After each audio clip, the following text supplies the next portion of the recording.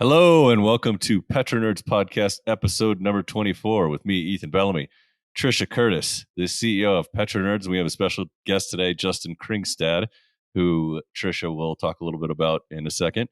It is Tuesday, August 3rd, 2021 in the afternoon.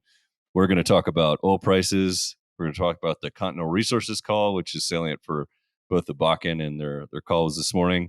Talk about oil prices in North Dakota, Williston Basin, production, productivity, probably there are some fancy acronyms like GOR around. And then we'll talk about North Dakota pipelines, oil, gas, NGLs, transportation, Dakota access, but we won't get political. So we'll save Justin for that. So take it away, Trisha. Awesome. Well, I'm really excited about this podcast. You guys know that Ethan and I we've talked a lot about the Dakota Access Pipeline. We've dropped Justin's name a few times in this podcast. Ethan has known Justin from way back when. I think before we just were talking before I met him. But Justin Kringstad is with the North Dakota Pipeline Authority. And unfortunately, this is not the podcast where we're going to let you talk about your background and where you went to school and, all that thing for 30 minutes. If you want to do that, you got to go on Chuck Yates' podcast. But this, because we're content driven in here. So while we're very impressed with your background, Justin is with the North Dakota Pipeline Authority. So if you want to say anything additional about the North Dakota Pipeline Authority and essentially what it is, folks probably don't truthfully may not understand what exactly is the North Dakota Pipeline Authority, because it essentially is Justin. And I know on your website, on the North Dakota Pipeline Authority website, you have the transportation table, you have all the information out there, you have really good webinars and presentations, which you now have a recording to, and I was just listening to your last one. So tons of data, tons of information. There's really no excuse not to. I mean, if you're trying to dig into the Williston Basin, there's no excuse not to have sort of up-to-date production data, which we'll get into because you provide it really well. So do you want to add anything to that before I start slamming and diving on oil prices and everything? Yeah, so just thank you for that introduction. This is thankful for the invite to join you guys today. And so, yeah, the Pipeline Authority is unique. It is a state government agency, but it's 100% non-regulatory. So my day-to-day is on the business development, facilitating, trying to get good, reliable market information, production forecasts, market conditions, and trying to have, again, a good, reliable set of data for those decision makers in the midstream industry to make timely decisions. We know that time is of the essence.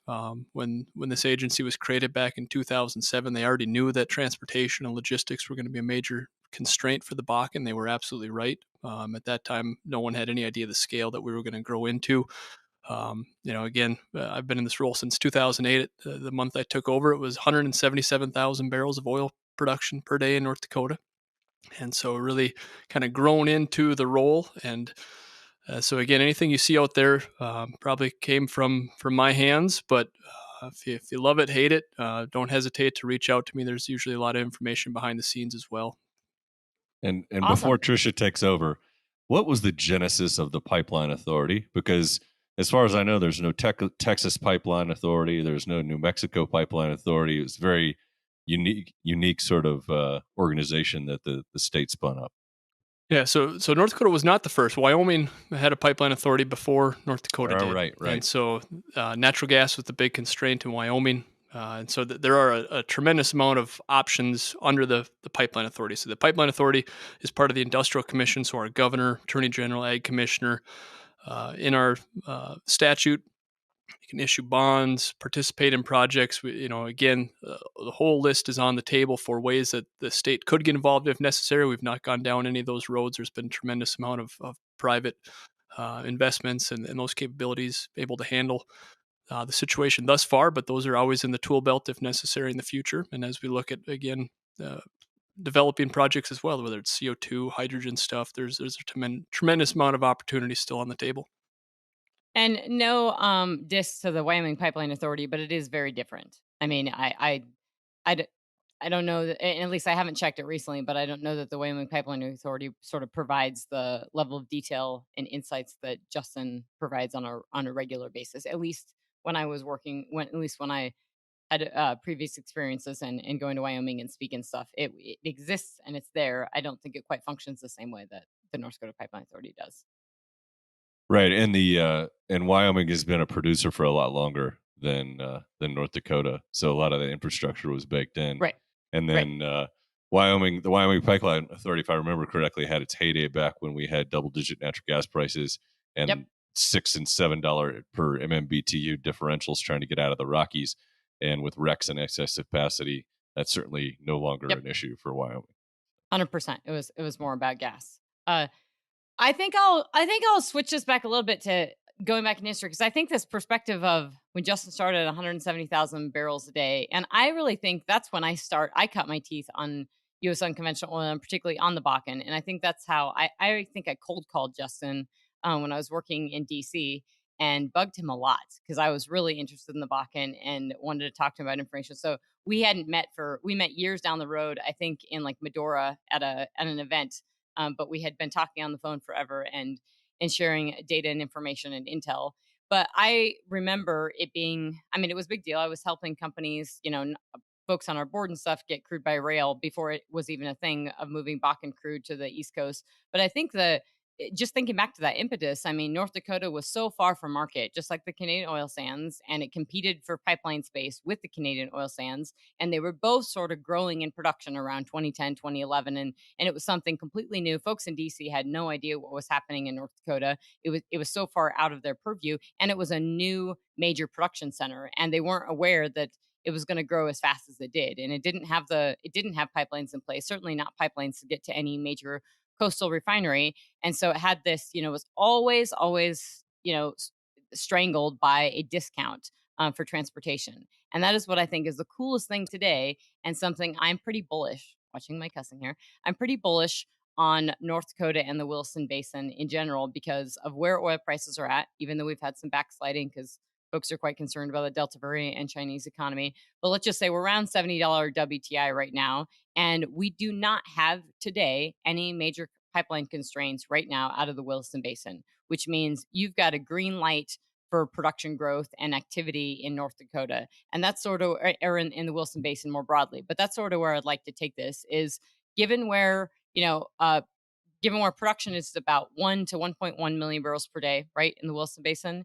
And, we didn't add a ton of wells in 2020. So obviously production came down. There were a lot of wells that were shut in during 2020. A lot of those came back. But listening to the Continental earnings call this morning, they were also quite bullish as well. They're running, quadruple the rigs that anyone else is running. They're running 8 rigs. They're looking to add a 9th rig in the Bakken. Obviously, they're bullish on oil. They're on oil prices. They're bullish on oil. They're bullish on the macro. And they're certainly bullish on the Williston Basin. And I think without these pipeline constraints, they should be. But Justin and Ethan, did you have any, any thoughts on that call in particular? I thought that the color and commentary on wells being low 6 millions was really important as well. Yeah, absolutely. And so I listened in on that call as well.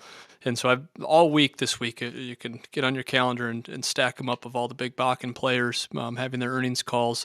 And so we heard from Hess late July. They're going to be adding a rig as well. You heard Continental potentially add another rig here late this year. And so that is encouraging. When you look at the disconnect right now between where prices are and where the rig count and activity levels are in North Dakota, it's a massive disconnect. It's not an unexpected disconnect, but I think the severity of it is something that we're certainly not used to. And that's one of the biggest challenges we're having right now is trying to understand how long is this disconnect going to continue? When does that delta start to shrink between where the prices and activity levels start to come back together again? And so it is encouraging. So I'll be watching extremely closely the rest of this week to see if we see any other operators discuss picking up rigs in the basin. I wouldn't be surprised if by the end of this we have another handful of rigs that we see coming into the basin here by the end of the year. And I think it's a kind of the old story of that it is definitely still competing with the Permian. I think that 2014 actually did a big report with the Oxford Institute for Energy Studies, and it was on when things were collapsing and crashing and folks coming out of it. And people had a really hard time understanding what was taking place then of that folks held their acreage in North Dakota and in the Williston Basin more broadly. So you didn't have the impetus to sort of hold that acreage and the need to drill. And I think that's still a piece of what's taking place today. But it's also that folks are just now getting their bearings of prices are good and we have the pipeline capacity. I did want to know, I think Enverus is showing 21 rigs for North Dakota or for the Williston Basin. You're showing, I think, 22 with one rig that's not necessarily dedicated to oil.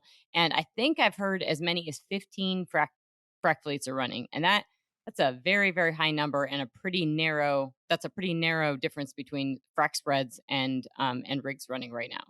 Right. Yep. Absolutely. So you're spot on the rig counts, and again, we've got some data issues. They're turning over a whole database for the state of North Dakota on the oil and gas side. So you'll be able to see some updated information here in the next couple of weeks. But yeah, 22, 23 drilling rigs still consistent. Frac crew numbers, we don't have as much clarity on that here in the state, but the numbers I've been hearing are the low teens, and we can discuss this later. I know you've covered in the podcast before, but I mean, what is that good metric, right? It's really easy to look at spuds and rig counts and start to get efficiency metrics on the actual drilling pace out there. That one missing piece of the pie, and why it's so critical for North Dakota, is we've built up over the years this continual rolling fleet of duck wells, and so to better understand, what can 15 frac crews do, right? Is 5 completions a month a good metric with simul-fracs? Is it higher than that? Are we looking at 7 or 8 wells per crew per month? And so, I mean, those are meaningful changes. And so those are the things we're trying to bake in right now and understand in greater detail. Yeah, I personally think this is and I know Ethan may have some comments on this as well, but we talked about in the past previous podcasts and we'll be getting into it in the next ones on when we talk about the earnings for service companies, because Liberty just had theirs. Nobody is really actually giving a lot of color on what's the amount of frac fleets that are out there, whether they're fully dedicated. I know that Liberty did note that in their last earnings call of whether or not these wells or these frac fleets are fully dedicated. I wouldn't say. I mean, that was what I heard, that there were 15 running in in the Williston Basin. Seems extremely high, but it also seems like this is very much a function of this sort of post-COVID, wonkiness that we see in the market, and that's that. The exact number for ducks. Sometimes ducks, we used to look at it as this function of the built-up inventory, and Continental's actually referenced it in several, in earnings calls in the past, of how they, other operators have too, of how they see ducks. It's just a kind of a function of building up inventory, having some padding, and then working as needed. And I think this post-COVID thing, or during COVID, has been a little different in that, they build it up and then they work it back, and we're seeing that chunkiness with private companies in the Permian like Endeavor and Crown Quest, where they're not fracking, or they'll drop rigs here and there and then they'll bring them back. And so I think in North Dakota, it seems like that. Obviously, if you have 21 rigs running, and that's not 60 rigs, but I don't think you need as many rigs as you did before. Wells have always been roughly 10,000 feet. I know they've been a bit shy of that, but in the Williston Basin, I think folks have to realize is that this isn't the Permian.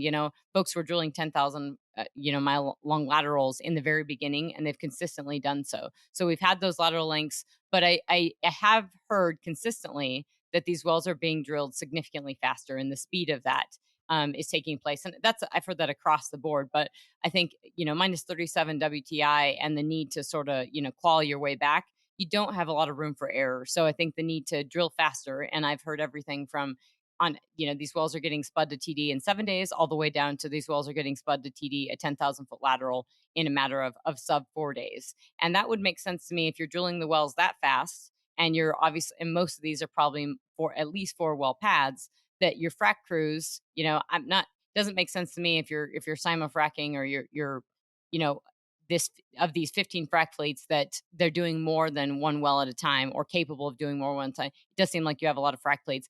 I'm guessing that those aren't fully dedicated, that it's a little bit chunky. But if even a handful of those are fracking 2 wells at once, or doing some kind of, maybe it's not one frac fleet and 2 wells at the same time, but if some kind of combination or some metric of the two, it means that you're going to be blowing through wells pretty quickly, and that your duck inventory is going to matter, and the speed of drilling is going to matter. So I'm guessing that it's going to, the late summer and the really good weather is going to look really, really good for the Williston Basin.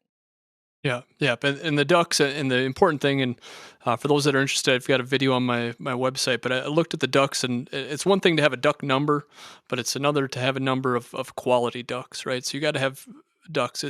You don't need a duck out on the fringe right now. You need a good high quality duck in good acreage positions, and so then that number chops, and we'll call it in half just for easy sake. But now you're down to say 400 ducks in the basin, and so you, again, pumping up that rig fleet number is going to be very important here as we move into 2022, because they are going to eat through that DUC inventory probably relatively quickly. So, and interestingly, even after the drilling, so we see some acceleration in the drilling and maybe fewer rigs needed.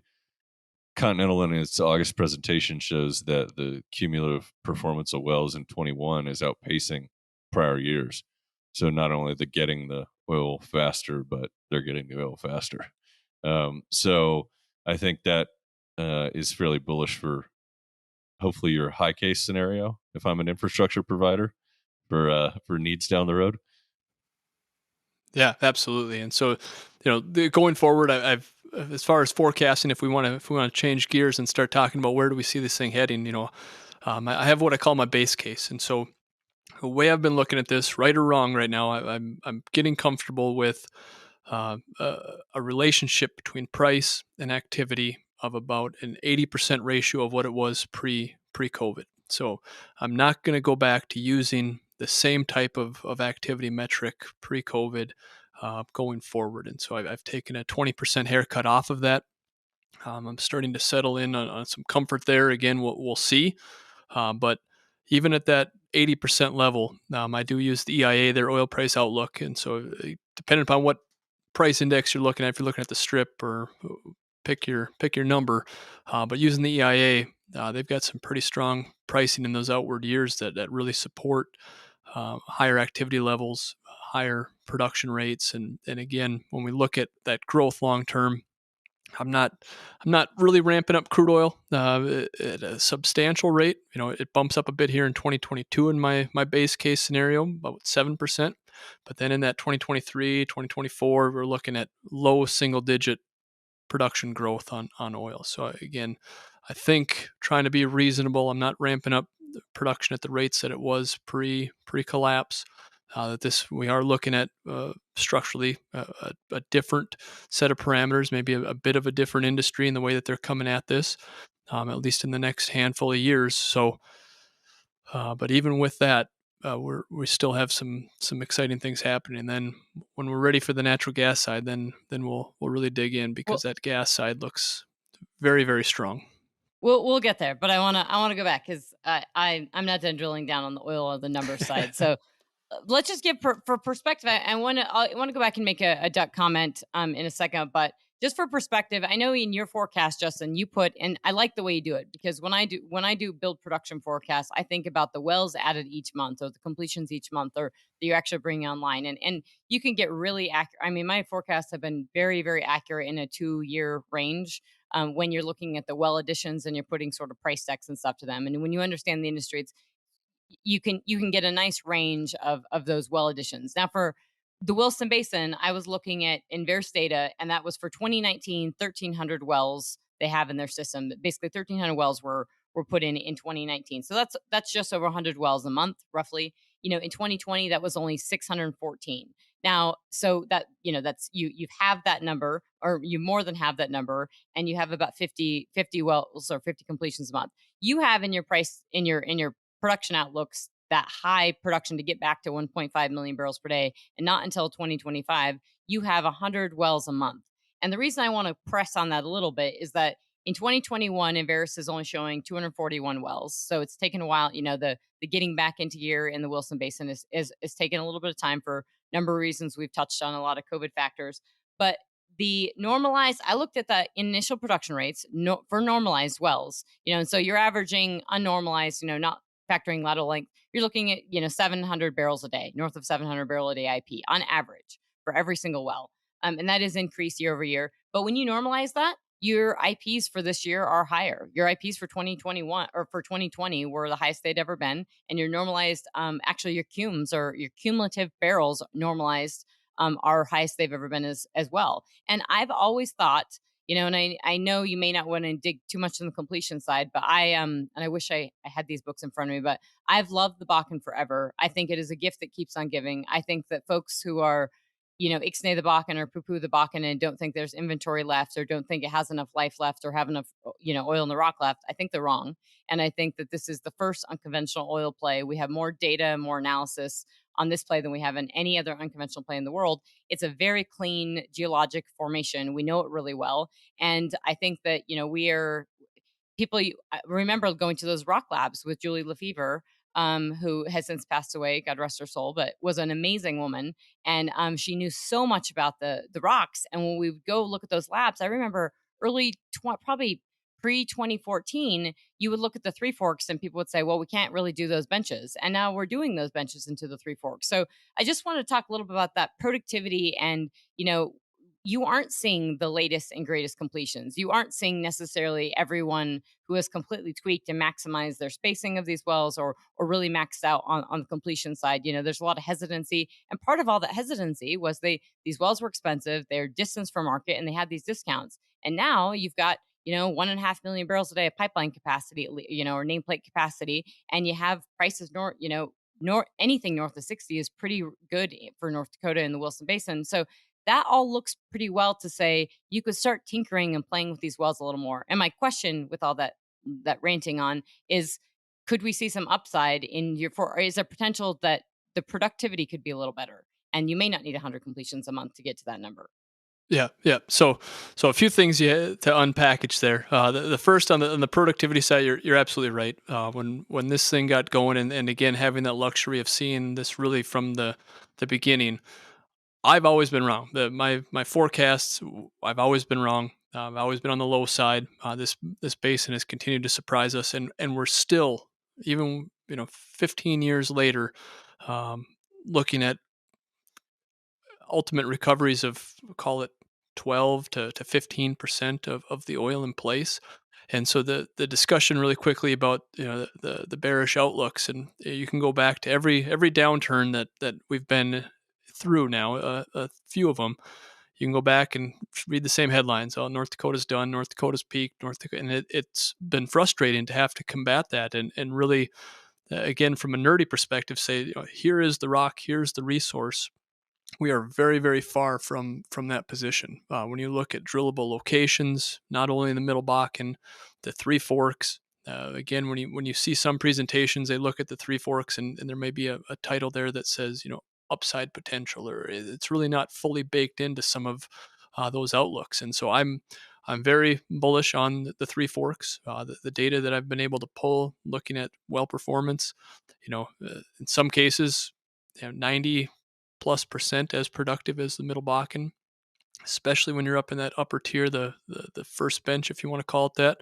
As you get into that second and third benches, maybe you're in that 70% as 70+% efficiency as the Middle Bakken. And so at various price points, that still works out very, very well. And so when we look at long-term, yes, the Middle Bakken, the upper Three Forks is the gravy. But when we look at long-term inventory and what to expect, not only next year, but now we're talking 10 years from now, 20 years from now, that Three Forks will be developed. I'm very confident in that. With the way completion technology is going to continue to change, I'll think back 5 years, what we've learned in 5 years. Now we're already trying to predict what we're going to have for technology and efficiencies 10, 20 years from now.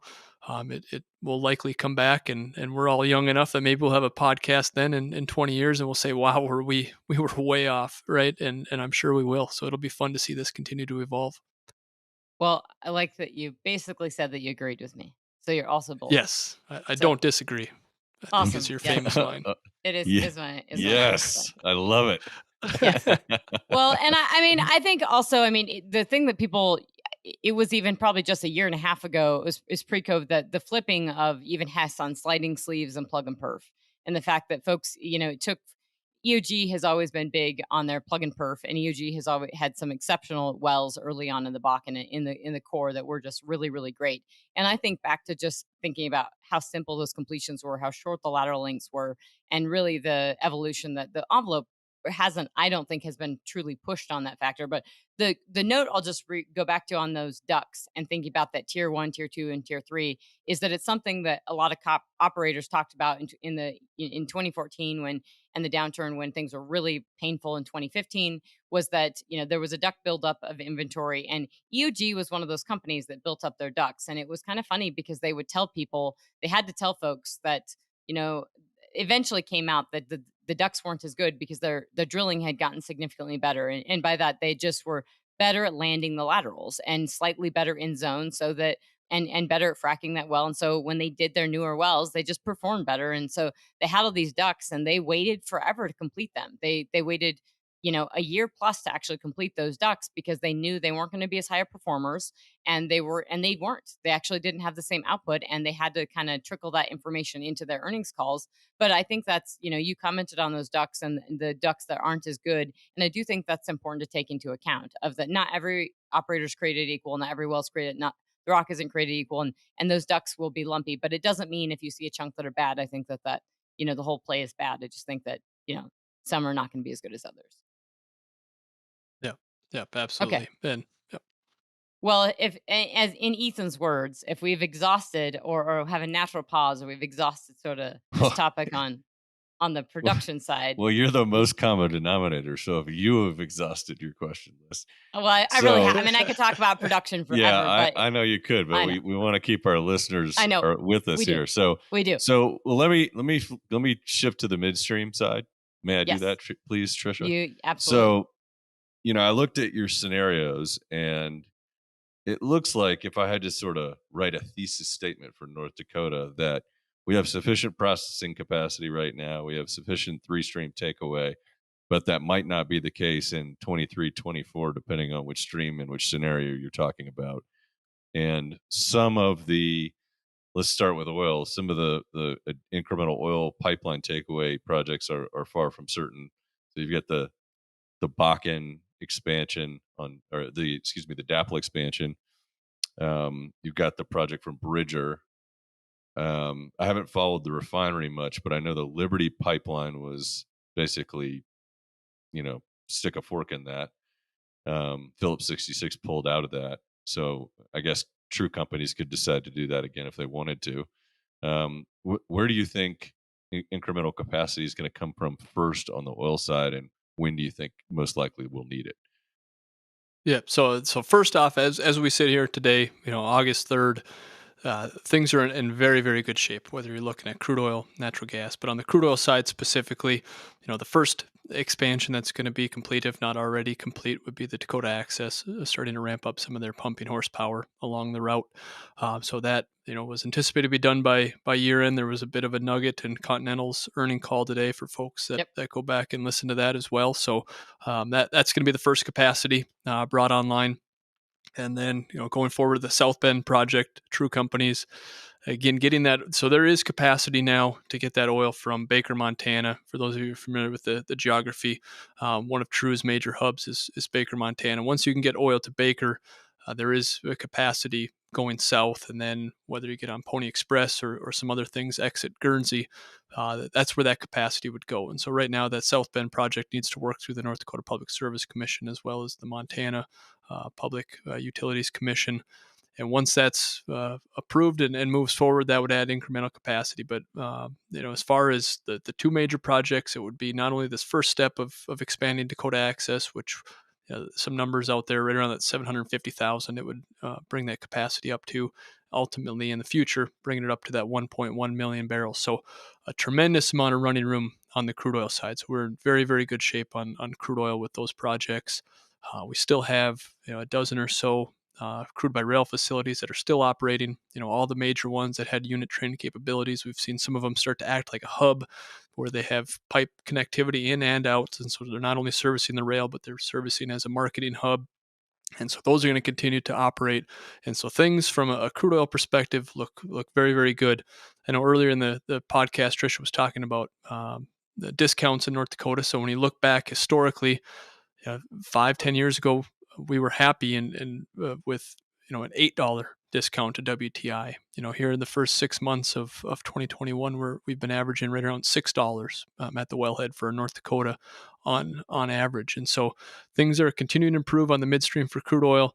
We've got a good running room. And then when you start switching over to the natural gas, that's where we start getting into constraints, not only from a regulatory standpoint, from flaring gas capture targets from the NDIC, but then also internal targets that companies have started to set for themselves.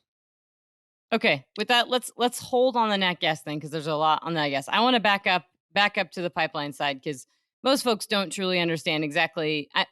Continental did drop some stuff. So basically, Continental said the expansion was. They basically said with that expansion has happened. So what is the nameplate capacity of Dakota Access? With let's pretend the expansion is right. What is the nameplate capacity right now of Dakota Access, and what is the nameplate capacity right now you have on the books for pipeline capacity out of the Williston Basin?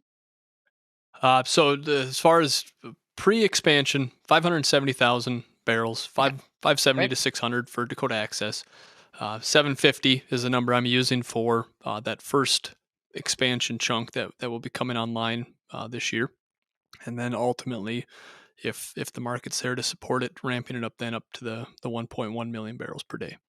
Okay. And the South, so that's the main, and we've talked about Dakota Access at length in the podcast. And I do think it's really, really important to explain, telling listeners that $6 discount, and I've heard it even lower. I mean, what you're getting, folks are even getting better prices. And so this is such a unique period for the Williston Basin. And I say it's a sort of a new and unique period because I don't think the market has fully appreciated, and even, Continental mentioned in their earnings call because they're doing share buybacks. And I do think that folks probably are not appreciating that Bakken companies should take another look at their evaluation of these companies, because it is private land. North Dakota is largely private land. You do have these, competitive discounts now. You don't have, at least right now, you don't have the regulatory risk on the pipeline side. Your production is down, 500,000 barrels a day from where it was. So you have running room for growth. You have growth. You have running room for production growth, and you have the transportation capacity, and you can get it to market. So all these things are really in favor of the Williston Basin and pricing. But I'll back up one more time to the South Bend pipeline, and that's I looked at that name, and that was a new name. So the Liberty pipeline, it was kind of it. The Equality pipeline was built, so there's a pipeline running from the northern part of Wyoming through to Guernsey, and that pipeline is a 200,000 barrel day pipeline of the true companies that is in place right now. So that Baker system, which is technically that's the South Bend, right? That's just connecting into that, so that adds 200,000 barrels a day capacity essentially to the true companies Bridger and Butte system. Correct. Yep. Exactly. Okay, and I'm guessing that South Bend is a reference to Tad True in the Notre Dame and something like that, because it's a little bit off place for Wyoming, but I'm guessing that's where the South Bend name came from.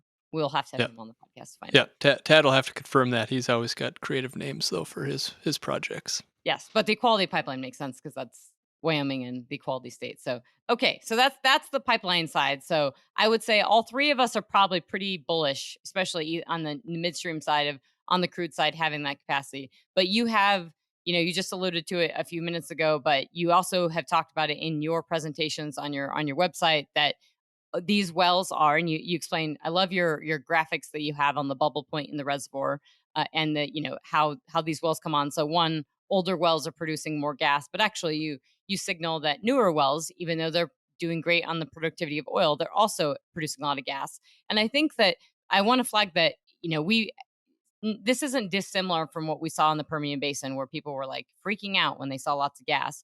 And Pioneer would be like, hold up, yes, we have monster gas, but we also have, 3,000 barrels a day oil, but we're getting, equivalent of gas. So that gas is a drive that brings it up. So is that the case, what we're seeing in North Dakota? Or are we simply seeing that, these wells are just gassier, they're a little less oil and they're more gas? Or is it that they also have a gas drive with it, and it's something that, it's a good thing, but it has to be dealt with and processed? Or is this that we're just, oil's still good, but we're getting more gas within it? These are slightly gassier wells.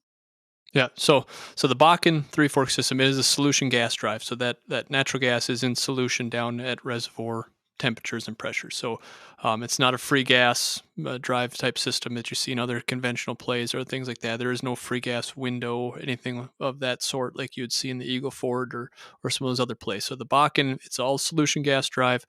But as that pressure drawdown occurs at the reservoir level, right, you start to lower that pressure, and just the picture I always tell people is, a bottle of soda pop, right? So when you look at your Diet Coke and you can't see the CO2 bubbles within that, right, until you start to lower the pressure. Same thing happens with a Bakken barrel of oil. As that pressure drop occurs, immediately down in the wellbore, and as it's coming to surface, that natural gas starts to free itself, and you can't drink your Diet Coke without the fizz or without the bubbles. You can't bring your crude oil to surface without the natural gas. And so it's not that the natural gas is bad. Certainly these wells, they're just getting better on all fronts, right? So the crude oil is not suffering in any way, shape, or form right now that we're able to tell. So the crude oil is still doing great as far as productivity. It's just that there is more gas. The wells are starting out gassier on average. So typically when you think about a parent and a child well, that child well, the infill drilling, which is what a lot of today's activity is, that well bore is going into a reservoir that maybe is starting at just a slightly lower pressure than the parent well had. And so that pressure change, that delta is lower. And so again, these wells are starting out gassier. And then as you have, multiple wells going into a reservoir, that whole drilling unit is being pulled down in pressure. And so you just start to see gas free itself up a little bit more easily, a little more quickly. And so that gas is coming up, and we're seeing that, in the hard numbers. It's not a myth. It's happening. The other thing is, North Dakota is unique in that we have some of the richest gas. I can't find a play in the U.S. or North America that has wetter gas. If someone knows, let me know. But typical wetness, is 10 to 13 gallons of liquids for every MCF of gas, and so it's tremendous. Just for our listeners, I think it's really important to point that out, because meaning that it has a higher BTU. I mean, you have more components to it, right? Ethane, you have more natural gas liquids within your gas stream. You have higher BTU contents. I mean, it's rich gas, so it's not. This isn't just dry gas, but you also means that, and we saw this kind of early on the play. You have to strip out those. You have to strip out those NGLs, and often when ethane prices are sucking, you just kind of you get rid of it, or you try to kick it in the pool. So that richness is good, but it also means that you have to have a lot of processing capacity.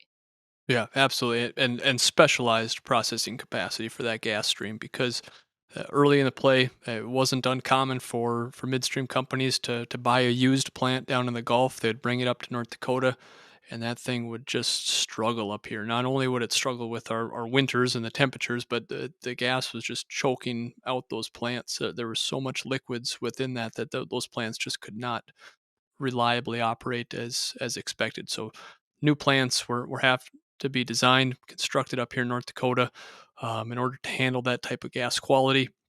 And so that is all compounded, the challenges we've had over the last 10 plus years of gas capture. As Ethan noted a few minutes ago, we are in a very good spot today on gas capture. We're exceeding the gas capture requirements.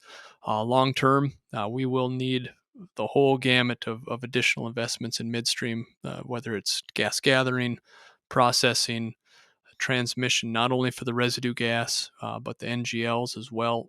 Every aspect of the gas world is going to need additional investments moving forward.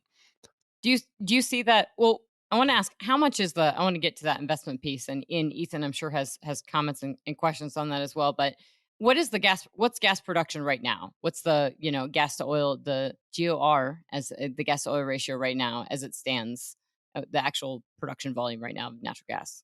So we've got right around 3 BCF a day of gas production. Yeah. Okay. So nearly triple. You're getting 3 MCF a day, or you're getting 3 MCF per barrel of oil, roughly. It's like 2.65 or something. Okay. Yeah. So roughly, and right now there is enough processing capacity to get it from the wellhead, and to flare very minimal, because most historically, and I always like to point this out as well, because there has been lots of controversy and issues within the Williston Basin, North Dakota, for historical flaring. And I broke down the numbers, wrote a lot of reports on it when I was with the Energy Policy Research Foundation. And, a lot of it was that the wells were connected to processing. The wells actually did have a pipeline on it. And, we can't truck the gas the way we can truck oil. You have to have a pipeline connection to it. But that they often flared simply because they came on strong. So where does it stand right now? Where does the North Dakota and Williston Basin stand? Because that flaring, and we'll get into the methane and ESG and stuff shortly, but that's always been a big issue. And I know it's a big deal for the state of North Dakota and the Williston Basin, but where does that stand right now, especially given that you pointed out we have these bigger wells and we are getting more gas up front? Yeah. So certainly, backing up, The challenge 10 plus years ago was, yes, that we had a limited number of wells connected. That quickly transformed over the last number of years. Absolutely. And today's gas capture picture is such that, 3 times the amount of gas is being flared from wells that do have a pipeline connection than unconnected facilities. And it's, again, if you think about it logically, the producers are coming back in for their infill drilling, right? So that parent well probably there is pipe in the ground. However, Right. you look back at those production curves of a well drilled in 2017 or 16, whenever that parent well was drilled, the production level of those wells, even if in 2016 the operator knew I'm going to have 4 wells on this pad, and the midstream company planned out their piece of pipe in the ground for that 2016 level. Well, now we're at 2021 or 2022. The wells being drilled and producing and coming online are significantly better than they were 4 years ago. And now all of a sudden we're back in a position where that piece of pipe cannot handle all the gas that's coming towards it. So not only is the initial production levels higher, the gas oil ratios that we were just discussing, all those things have ramped up. And so this challenge has not gotten any easier on the midstream folks, right? They've been able to adapt and get ahead of it right now. But it is something that if you take your eye off the ball on gas capture in North Dakota for even a moment, it will start to get away from you. So companies out there very, very diligent on making sure they've got compression where they need it, moving compressors or adding horsepower out in the field to squeeze every molecule of gas through that line as they can. The other thing that's unique about North Dakota is it gets so cold that those gathering lines, because we have such high liquids content, those liquids will start to settle out, and especially in the wintertime, the midstream companies have to be very, very diligent on their pigging operations. So they've got just dedicated crews out there multiple times a day running pigs through their gathering lines just to clear liquids out of low spots, and so those lines aren't being choked out in the field. So there's a tremendous amount of effort to try and keep those lines as efficient as possible, but it is a not unstoppable, unrelenting challenge out there for sure.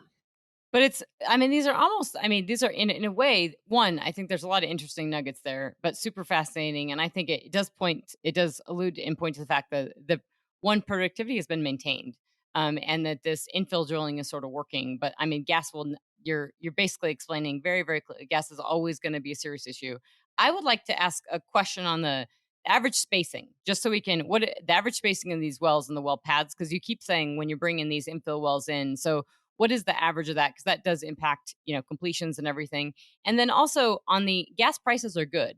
And when we also heard that in the Continental call, not necessarily in reference to associated gas, but it does help everyone that there's an incentive. It helps in general that there's an incentive to capture this gas. Gas prices are high. Your liquid, everything's going to be high with it.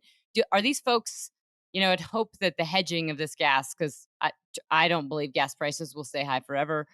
This gas is a fickle market in the U.S. and we are bringing production back, especially the way you're explaining this 3 BCF a day. We have a lot of associated gas across the country. Yes, demand is high, but we're near pre-COVID levels for natural gas production in the U.S. So I don't think it'll stay, north of $4 forever. And so I think that keeping, building out that infrastructure and understanding, will it sort of work at $3? Is there a price range that this starts getting tricky?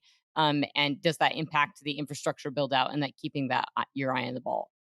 Yeah. So a lot of the contracts and things have shifted over the years as well, where it used to be commodity driven and there was some commodity risk to the midstream companies. A lot of it now has shifted to fee-based type services, and especially going forward, where companies have even internally raised the bar for what type of gas capture and support they expect out of the midstream companies. And so, we're going to continue to see probably that fee-based structure where, yes, the commodity prices.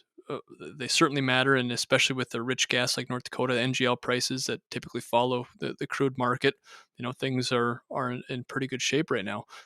But long term, if that turns around like we've seen in the past, the midstream companies trying to position themselves that they will continue to provide that service, continue to build out as necessary, because again, the economics in North Dakota are not made on the gas. The gas is icing on the cake of the Bakken development. So if the oil prices are there and the netbacks and the midstream from the oil side are there, the gas is going to have to continue to keep up.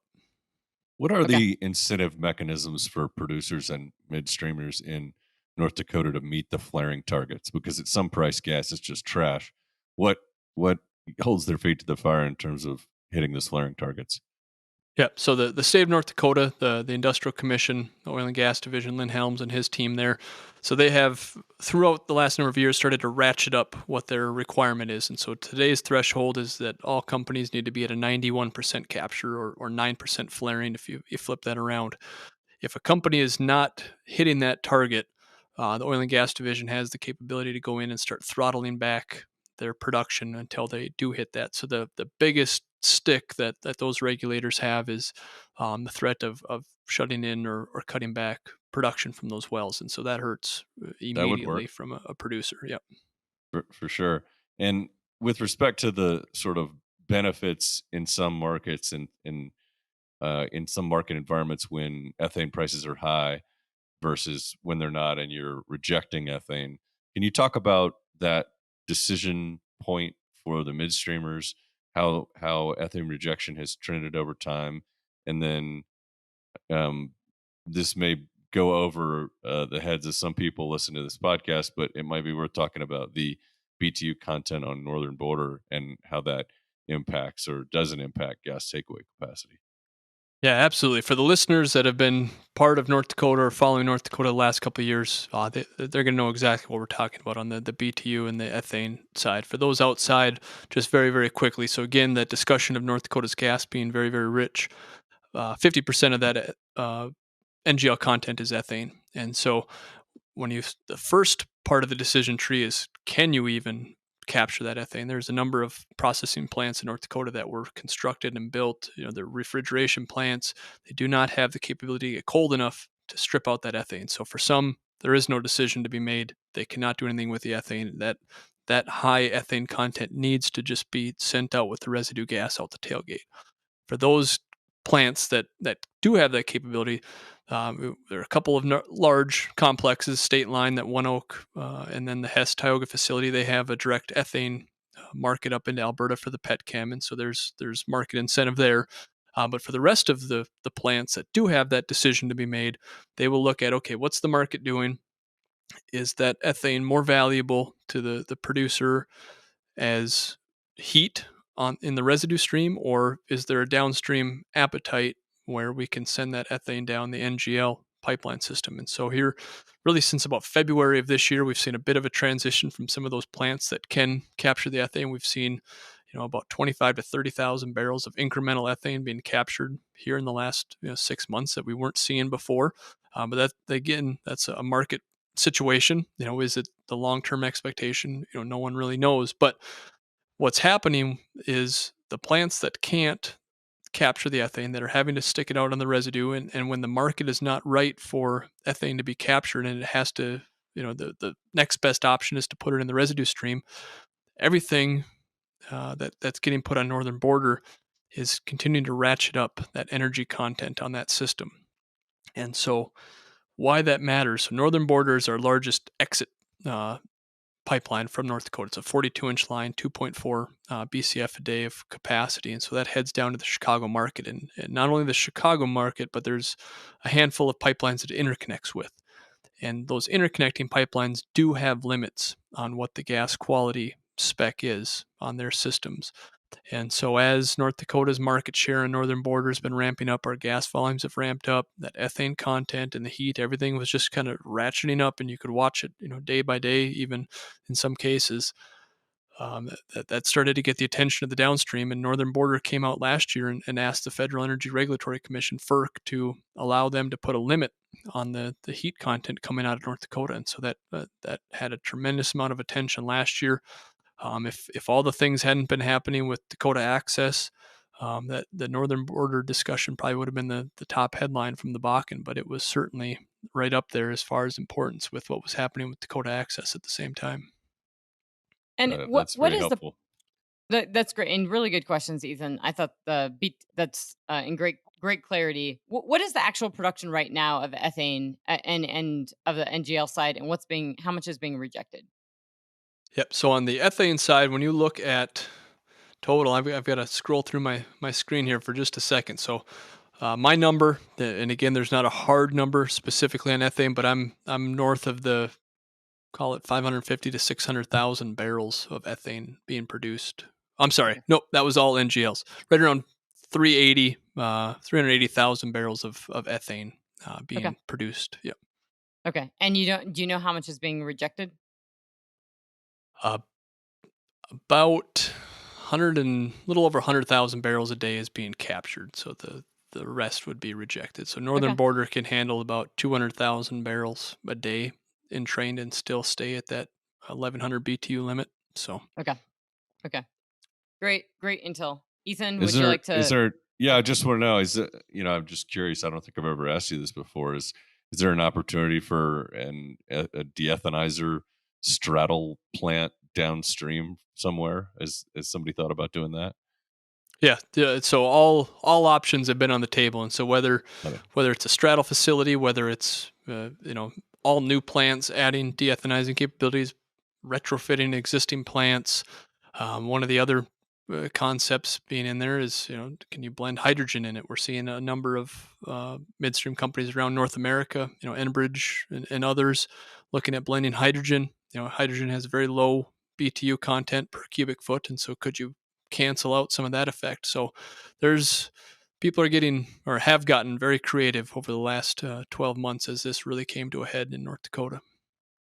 I imagine there's a limit on most pipelines, existing pipelines, a lot of them, part of the issues with hydrogen are that they are not built to handle hydrogen, and existing natural gas pipelines are simply can't hold it. That there's a lot of risk that you'd have to sort of retrofit a lot of pipelines to increase the volume. If you're really trying to push that line on adding hydrogen, not dissimilar from adding other components in pipelines. Yeah, and not to swing this too far, but it would take very, very low single-digit percentages to really impact that challenge here from North Dakota. So it is, most numbers are right around that 5 to 10% seem like a reasonable number for what a pipeline can safely move. That's what folks are testing out right now. But it would take in the lower end of that to make a meaningful difference. We're not a typical North Dakota plant exits, one that's rejecting ethane around 1,200 BTU. So we're not going from 1,200 to something extremely low. You're just trying to get it from 1,200 to 1,100. And so at hydrogen content of 300, it doesn't take much blending to make that happen. So just to sort of bring all this into a thesis for what's going on in North Dakota, it sounds a lot like the gating factor on production is companies' commitments to free cash flow and their willingness to spend, and they're being conservative now rather than infrastructure. And until they get a little bit more aggressive on deploying rigs and deploying capital and more comfortable on development, we probably have a good runway pretty much everywhere on infrastructure. Is that fair? We do to a degree, particularly on that gas side. And so even in a scenario where producers held production flat on crude oil, right? If even the bearish outlook, if someone says, "Hey, Justin, we're not going to grow oil production at the 3 to 5% like you're showing in your base case," even at a flat scenario, that GOR is not flat. The gas oil ratio is not flat. That continues to ramp up, and so natural gas continues to move upwards. Regardless of a flat oil scenario. And then we do start hitting some of those ceilings. So the gas investments, then the argument becomes timing of it versus it's not an if but when type discussion. So I still see in all scenarios other than an absolute collapse again in the sector that gas infrastructure needs expanding. And do you see that are there enough signals and enough willingness? So I know folks always talk about it needs to be there and we sort of assume it will come. And on the oil side, it's always, not for the Williston Basin, but for many other basins, you have an overbuilt out. Typically it's, the signal comes and everybody goes bananas and you have an overbuilt out and you end up with enough oil pipeline capacity. You don't necessarily always end up with enough natural gas pipeline capacity. Say out of the Permian Basin, I think they'll hit the point where they need, more and additional infrastructure as well. And it's never always, the price signals and the bottlenecks never happen when, they happen well before you get to the capacity because it's the fear and the concern. So do you think that'll get worked out in the Williston Basin, where the signals, like the entities, and I'm not, you don't have to name drop or anything, but ONEOK is a big company on that natural gas infrastructure side. So are those companies sort of gearing up and ready for that, and understanding the signals and saying, okay, even if this is flat production, we're going to have to ramp up our natural gas infrastructure spend? Yeah, yeah. So I am comfortable. So I don't want to put that message out there, certainly to listeners, that that there's some fear that this won't happen. The right players they're in their boardrooms Okay, right now. awesome. They're at their Yep. desks. They're working through this. So again, it's more of the timing thing right now that a lot Right. of us are going back and forth of trying to understand GORs and rig completion schedules and all these different things. So yeah, I do feel comfortable that the right folks are digging into this, and it's going to continue to happen when it needs to. So just to back up, when you clarified that really well, Justin, explaining that, I mean, the folks that are in the boardrooms, they are planning on building this stuff out, and this is working. But I think this does, the nuggets and elements to this, I think, are really important. Is that the rig count, who's drilling those wells, the actual wells, the productivity of these wells, how it gets brought online, all this, and the amount of the frac fleets, are they simul-fracs, are they twin fracs, like, the productivity gain, the speed in which they're fracking, the speed in which they're drilling, all these things are extremely meaningful and unfolding. And truthfully, I can tell you, in all my market research and talking to folks, it's not well understood.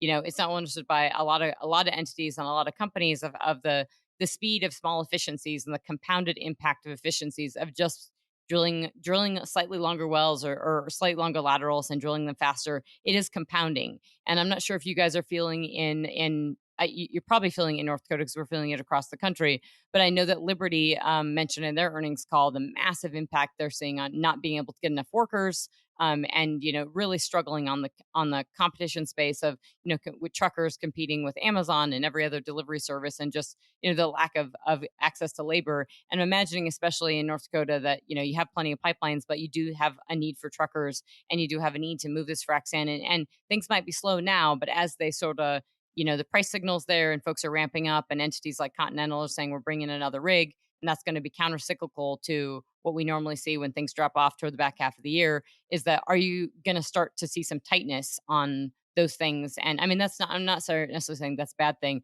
but you may see some tightness in the market and getting all this stuff together. And are you seeing that now? Yeah, absolutely. So labor is forefront in a lot of discussions as well. So North Dakota, in the past, we were kind of counter cyclical to some of the national events going on, and so when the nation was going through some difficult labor force issues, North Dakota had jobs, and folks were willing to move here. After this last downturn, we're now in an environment where there's labor shortages in all sectors. And so folks don't necessarily need to move to North Dakota in order to have a good paying job in construction or trucking, or you name it.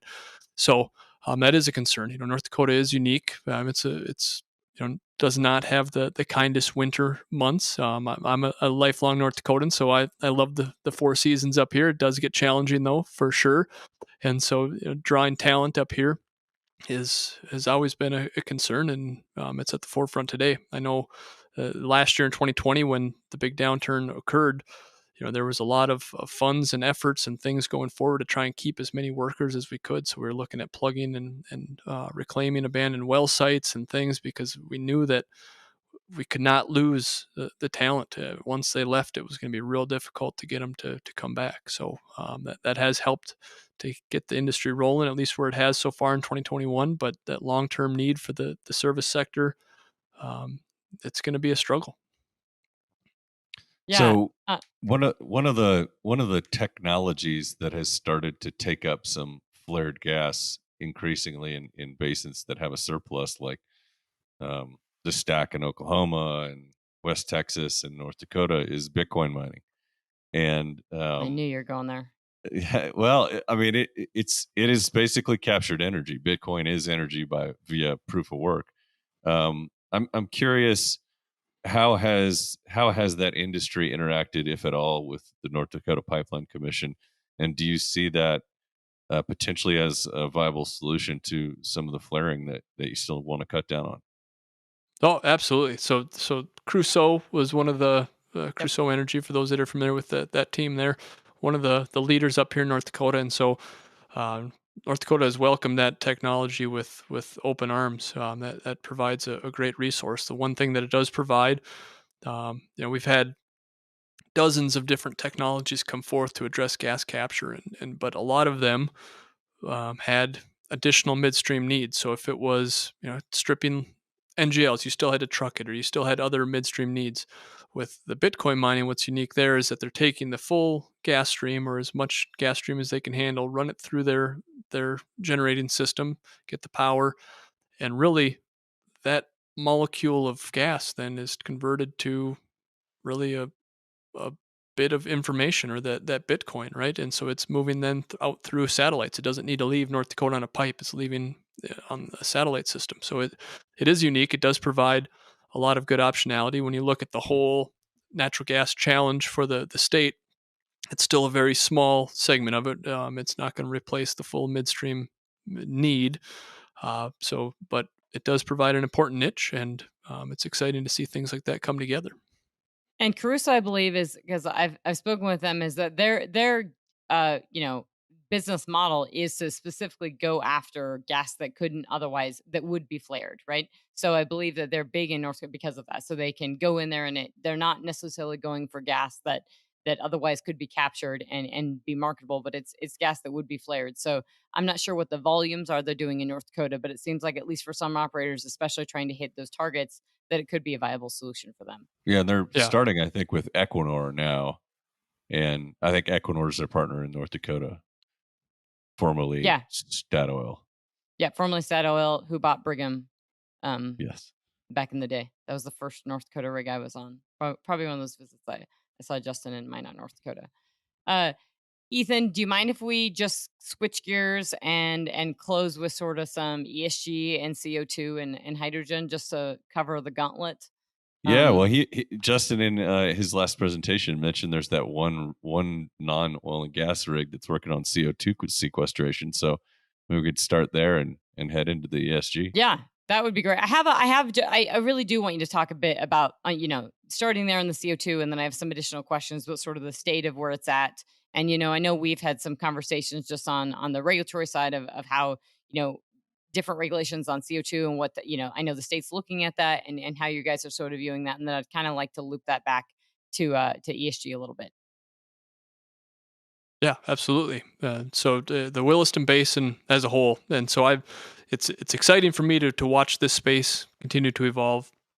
For those, I know we didn't want to get into my background real far, but one of the first things I did in the industry was working with the Energy Environmental Research Center in Grand Forks when I was still a student, and working on their Plains CO2 reduction partnership. And I had a professor who was my advisor at the time, and we were trying to figure out my senior design, what I was going to do. And he said, well, there's this thing called the Bakken. It's over in Montana. No one ever really thinks it's going to happen in North Dakota. We think that North Dakota long term will be a big carbon sink for carbon dioxide, in the decades to come. And so my senior design project was taking CO2 from a power plant and designing a sequestration model, pumping it safely underground into the Broom Creek Formation. And so that was, all back many, many years ago. And so it's fun to see projects now come into light that are turning some of that type of work into reality. And so North Dakota is a tremendous, tremendous asset for North America as a whole. The U.S. strategically,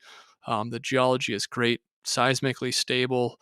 It's got the right type of rock formations, and more importantly, the right type of cap structure down there to safely store extremely large volumes of carbon dioxide. So, along with the blessings of the oil and gas resources and all of that sector, that development's going to continue for decades, the Williston Basin as a whole has a tremendous life ahead of it as well, serving the U.S. and the greater good as well in those sequestration capabilities. But you can also use the CO2 in both probably conventional and unconventional formations. So from an enhanced oil recovery, and I think North Dakota, a lot of folks probably don't appreciate necessarily that because it is the first unconventional oil play, it has sort of these older, the oldest unconventional wells. And so thinking about going in and enhancing those, whether it's through whatever enhanced oil recovery EOR method you can think of, and that could be gas. I remember the fire flooding stuff in, I think it was the Bird Bear Formation in the south part of in the southern part of North Dakota. But I was just thinking from a CO2 perspective of using it, there is interest, it seems like, using CO2 for increasing production, especially in some older, smaller producing wells, not necessarily in the Bakken or the Three Forks formations, but in older, more conventional formations. Yeah, absolutely. So, enhanced oil recovery using CO2 is absolutely not new. Decades of history in Right. the oil and gas industry to make that work. And so, what's kind of the weird dynamic in North Dakota is we do have a CO2 source in North Dakota. We have a CO2 pipeline currently operating, but it's sending that CO2 up into Canada, the Weyburn, Saskatchewan field. So they're using that CO2 for EOR up in that project. So folks in North Dakota that have looked at wanting to do enhanced oil recovery with CO2 have run into that challenge of not having the supply. Denbury's addressing that here even this month, starting construction on their CO2 pipeline to bring additional CO2 or new CO2 into the Bowman County area that you were just referencing, where they're going to use that for enhanced oil recovery. Going forward, there are a number of projects where folks are going to be producing CO2 in state and then piping it west or to the Williston Basin for either sequestration or enhanced oil recovery. So we're going to see this space probably rapidly evolve here, in the coming years. The EERC, for those that are not familiar with that group, check them out. As far as the experts on North Dakota, the geology and CO2, I just pulled up a slide from their president here. They were estimating that for the Bakken, in an unconventional resource like that, 2 to 3.2 billion cubic feet of CO2 could be used, or sorry, 2 to 3.2 billion tons of CO2 could be used to produce an incremental 7 billion barrels of crude oil in North Dakota. So, I mean, there is tremendous amount of space. Our governor in May put out the challenge that he wanted to see North Dakota become carbon neutral as a state, and using that Williston Basin as a way to bring CO2 from outside sources and use that asset for, again, all the options, EOR, sequestration. It's all on the table right now. Yeah, I think I think there's a massive amount of running room. Really appreciate that explanation. There's a massive amount of running room for CO2 in North Dakota. I think the demand is gonna grow as people get their footing with prices and understand the infrastructure layout. So I personally think the CO2 side is going to be big, and I think it'll be particularly big on the enhanced oil from a production side, both. And I actually think it will be used for the unconventional formations in the Bakken and Three Forks as well. That may take a little time to get there, but I think that's there. So that's exciting from a production standpoint. And I would just note that I think it was Harold Hamm who said recently that he only thought that 3%, it was 2 to 3% of the Bakken had actually been produced from a production standpoint. And it reminded me of just those, I think it was Lee Price who had, those papers from the 1970s that you can't find anymore that I have printed out that are like 100 pages long, but talk about 70 billion barrels being in the Bakken. And this was, decades and decades ago. But the reality is it kind of is this gift that keeps on giving. And as you're explaining of not just being able to sequester the CO2, but able to use it, it could be a state that really is able to sort of capture several angles and also help enable the state to continue producing a stable level of production for a long period of time. Yeah, and North Dakota, to their credit, to their legislature and Lynn Helms, I mean, they really got after this years ago. North Dakota became the first state to get primacy from the EPA to regulate within the state the sequestration and the disposal of carbon dioxide. And so there's incentives on the books that have been put in place. They've got as many of the ducks in a row. When was that done? Do you know? The primacy, I don't. It's been at least 5+ years ago, I Okay. believe. Yeah. Yeah. So I think there's maybe one other state in the nation. So some of the big projects are, neighboring states that they don't have the geology and they don't have the regulatory certainty that North Dakota provides. So folks are looking at us for these opportunities. Right. Well, I know we're post the hour mark, and I want to close up with two more things, just because this is a very, somebody can listen to this and have a very comprehensive full circle thing on everything Williston Basin. So I don't want to be remiss. We've talked about CO2. We've talked about We've talked about the gas side. We talked a little bit about hydrogen, but I want to fold this into, this ESG perspective. And I don't want to push you on the regulatory side, but I really mean this more from, the environmental, social governance aspect from an investor pressure standpoint. I really wanted to sort of just think of, how has, do you think about it at all from the North Dakota Pipeline Authority perspective? Does the state think about it at all from, if you're thinking about, and I've talked about on the podcast, I've been very open with it about, you may not be holding if you're in a long only portfolio and you're wanting to hold oily stocks, Exxon and Chevron might not be those stocks anymore.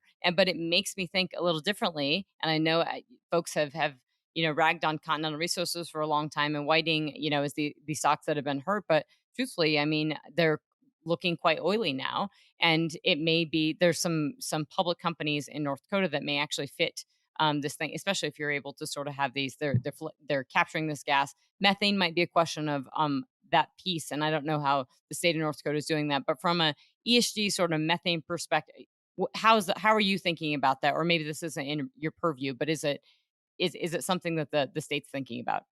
Yeah, absolutely. So the state is thinking about. They do have folks that are working on the ESG, the investment side, typically through our Department of Commerce, and so I do interface with them on that front. But from the midstream perspective, what I can say is that again, we are seeing that shifting mindset. Right, we're seeing some companies talk about whether they go to a zero routine flaring type scenario, or their internal gas capture target is 95% or some other higher number, and working with the midstream companies to say, okay, if we internally want to hit these guidance levels, forget the 91% capture, we want to be at 95, and we want it reliably. What has to happen on the midstream side? What type of pipe and compression and processing?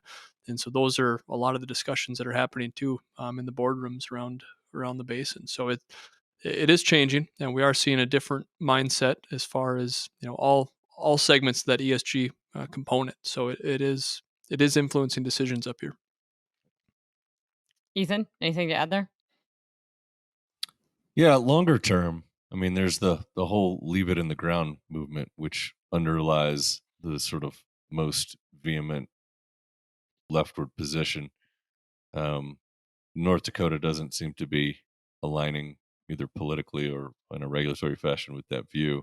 But how do you think about that movement? Is it do you get around that or bypass that by, say, like I think Rusty Brazil argued today that you could have carbon neutral crude or carbon negative crude, for example? What's the bigger picture thinking there? Yeah, so I mean, in North Dakota as a whole, I mean, it's an energy powerhouse. Yeah, I mean, there's other states like that, Wyoming, Texas, but North Dakota as a whole, going forward, we're long on the expectations that this resource is going to be developed, but it might not be developed in the same way it was 10 years ago, right? We might see a different type of energy development. It could still be fossil fuel driven, but there will likely be carbon management strategies and different things occurring not only for the oil and gas sector, but our lignite. North Dakota's the largest lignite producing state in the country, and so that we're already seeing plans coming together for carbon capture there. And so these things, there's no pressure from a state perspective to leave those products in the ground. It's produce them, but do it in a way that the market will want in the coming decades. And so we've created a new called the Clean Sustainable Energy Authority. I'm a non-voting member on that group. We're going to be meeting here for the first time this coming month. And so it's North Dakota is trying to position itself that for that decades long view to use all energy sources. We're still going to develop the renewables, the wind. We've got solar projects looking at North Dakota, but then the fossil fuel, the traditional sectors. How will those continue to evolve to meet the power needs at a grander scale? Yeah, and I would just say, I think one of my perspectives of North Dakota, and I had been up there, I really appreciated my trips, and I haven't spent time. My dad and my uncle both worked up there during the winter, so I had heard about the intense winters, and really that's kind of a badge of, that's what I need to actually. I need to go up there during the 40 below and actually experience it to actually say I've been to North Dakota. But I will not be joining you. You will not be joining me. I'll happily go. But it reminds me a lot though, and I mentioned this like Norway and North Dakota was founded by Scandinavians, and you have this Scandinavian ancestry. So folks, one, can handle a really harsh winter, and two, you do live off. I mean, the whole state lives off. You have coal, you have ethanol, you have corn, you have a robust. You have a robust agriculture sector, and you have oil and gas. So I was always impressed and studying and cutting my teeth on it from 2010 onward, how the state really adapted and appreciated it. It wasn't that the state was new to oil and gas. It was new to the large volumes of it. But the state, very similar to the way I see Norway, sort of living off, this is a resource rich state and very impressively. And so I think from an ESG perspective, and again, I'm not poo-pooing the ESG side. I think it's great to try to reduce those do it in the most efficient and better manner. But I will like to know, and I don't know if Rusty is doing the industry any favors by pushing a sort of, if he is indeed pushing a carbon neutral rhetoric or carbon negative rhetoric, is because the industry only produces 1% of U.S. CO2 emissions. And so I think the industry is being unfairly pointed at and working really, really hard to reduce the CO2, which is great. But I don't know if every other industry like cement and other industries are working as high and are being focused on nearly as much. But I think about it from an investment standpoint, and for the Williston Basin as a whole, it is really positive because, if it is about ESG and you are trying to reduce that carbon footprint, the state has a lot to offer in terms, or the production in the Williston Basin has a lot to offer because the infrastructure and investment for all this stuff is coming with it. And so having a lower carbon barrel is sort of in the works, in addition to having barrels that are being, actually utilizing this CO2 to actually enhance the production. So from an analytical perspective, I think it's very positive. I also do see the state of North Dakota, with the infrastructure in place and being on private land, I think it's situated very well to increase that growth in production especially outside of federal land in the U.S. that is still does have a ban on leasing right now. Well, I think we probably have reached what I would call a natural stopping point. We've taken up a ton of Justin's time, and so let's wrap it up there, Trisha. Yes. So thank you. Yeah. Thank you to Justin Kringstad, who's the director of the North Dakota Pipeline Authority. Thank you. And this is episode 24. Today is Tuesday, August 3rd, 2021. This has been a full and all-encompassing episode on everything Williston Basin and North Dakota. We've been talking about getting Justin on the podcast for a while. Really, really appreciate having you, Justin. So thank you so much. And Justin, if folks want to reach out to you, assume you have all the information. I know it's in North Dakota, and I always put in NDPA WordPress, but what exactly, how can they best reach out to you? NorthDakotaPipelines.com, right there. Okay. That'll get you to the website and all the information. So I'd love to hear from folks if they've got feedback, thoughts, challenges. Let me know. I'd love to hear from you. Yeah, same for us, guys. Really look forward to say about if you have positive things to say about the podcast, send them to Trisha, and you can send all the negative stuff to me because I can digest it a without. Oh, that's fine. I can yelling at the podcast host. I can totally handle it. Thank you very much, Justin. Appreciate it. Thank you. Thanks.